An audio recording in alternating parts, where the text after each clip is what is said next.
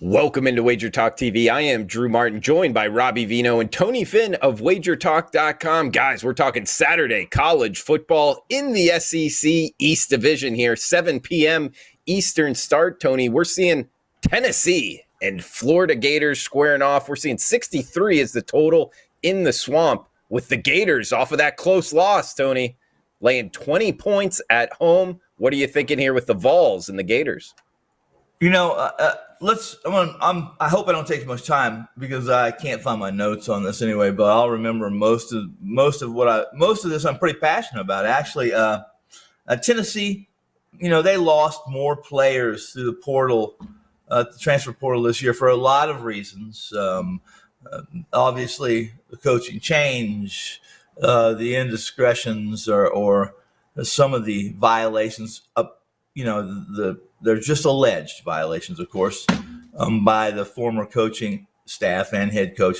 They bring in Heupel. Some guys have actually verbalized that they didn't want to play in that system because it really didn't fit their skill set. So, and they didn't lose players that were just depth players. They lost good 4-star recruits. They lost a linebacker to their star linebacker to Alabama. I think running back, receiver, Oklahoma, et cetera, et cetera. Oklahoma pretty much didn't even have to recruit. All they had to do is, get about 5 or 6 of the Tennessee players and improve their team, although it hasn't shown. Long story short, says if you believe Alabama is the gold standard in college football, and a lot of people believe that. In fact, I fall into that category more than once this year. I think we all agree that maybe the Miami game that went over Miami isn't quite what we thought it was after that game because of what Miami has done. And I was on Alabama last week against Florida, and when they got up 14-0, I said this. I rarely watch, guys, but I watched, and I didn't see where Florida was going to have an answer. I questioned whether that quarterback issue that they have, the controversy, call it what you want, a sharing of that role under Vols, that was going to work. However, what happened from that point forward was that, in truth, Florida did a lot of things, did almost anything they wanted to do. They did things that confused Bama, who's typically well prepared. They did so many things that it came down to really a failed 2-point conversion, where this could be Florida. We could be talking about this game in a much different light. I think we'd be talking about probably 3 or 4 more points on the handicap had Florida won. The truth is, I believe there should be 3 or 4, maybe 5, 6 or 7 more points on the handicap. I'm not one that lays this kind of a wood on College Saturday, guys. But if you look at the stat sheets, the numbers, and what Florida did to Alabama, then there's no way on God's green earth that you can ever see Tennessee having any chance of having more points in this game than Florida. And in truth, I don't think it's a contest. I really don't think it's a contest. I think Florida's going to have their way. I think they'll dominate, in the trenches, especially their defensive line. I think that their line will be in that backfield all day if Tennessee decides they want to throw the football. And if you're of my school of thought right now that maybe Alabama is going to have some issues with this quarterback, and it's going to be a work in progress until later in the season, that at this point in time, Georgia, and I'm getting off track of that, but Georgia may be the best team in college football, at least after 3 weeks. And I really, really like Florida over Tennessee this weekend. And the number at 18.5 or 19, what it might be right now, guys, I feel comfortable laying up to 20.5. I'd like to have that 21 clean. But give me the Gators in the Swamp on a Saturday afternoon over a Tennessee team that's going to be lucky to win 4 games this year.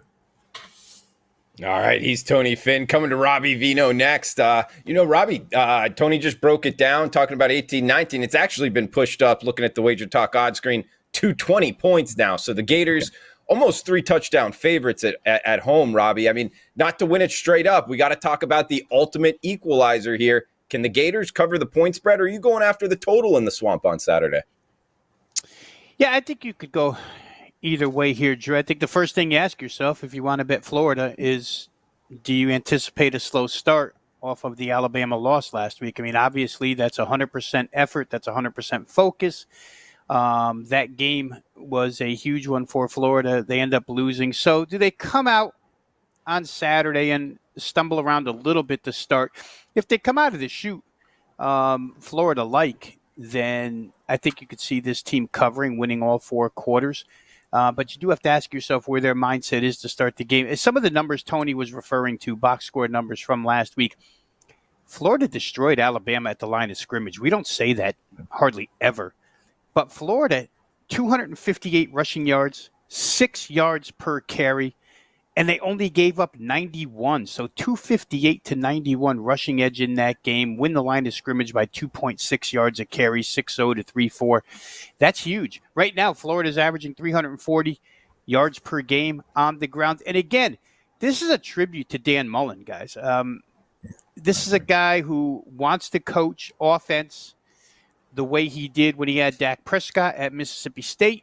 That's more his liking when he has a dual threat quarterback. And last year, without those pieces, he still constructed a prolific offense with Kyle Trask, Kyle Pitts, Kadarius Toney, those guys. But now he's got the style he wants. And we saw Emory Jones shred that Alabama defense last week. So I think that Florida presents a threat here that Tennessee hasn't seen so far. Tennessee, the best team they've played is Pittsburgh, and Kenny Pickett's a heck of a quarterback, but he's not a dual threat quarterback. So you have to wonder if Tennessee is ready for this. And also note that Anthony Richardson, the backup, did not play last week, and Anthony Richardson's averaging 25 yards a carry at quarterback, and it looks like he's going to play this week.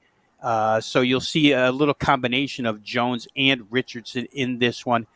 Tennessee, to an extent, Drew, they're kind of a mirror image because Tennessee's been real good run defense, only allowing 54.3 rushing yards per game. They've been pretty good running the football. And now with Hendon Hooker, ex-Virginia Tech quarterback, taking the lead role, he ran for, I think, 94 yards last week. You have a dual threat quarterback here as well. So there's some similarities between these two teams, even though the talent gap is such. They kind of play the same ways here. Good run defense, good dual threat option offenses. Here's the biggest thing in my mind here.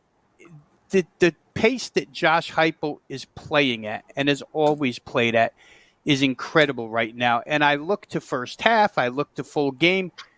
But if you break down what's going on possession-wise with the Tennessee Volunteers, their last 2 games, there's been 16 combined offensive possessions in the first half. Against Pittsburgh, they had 8 each.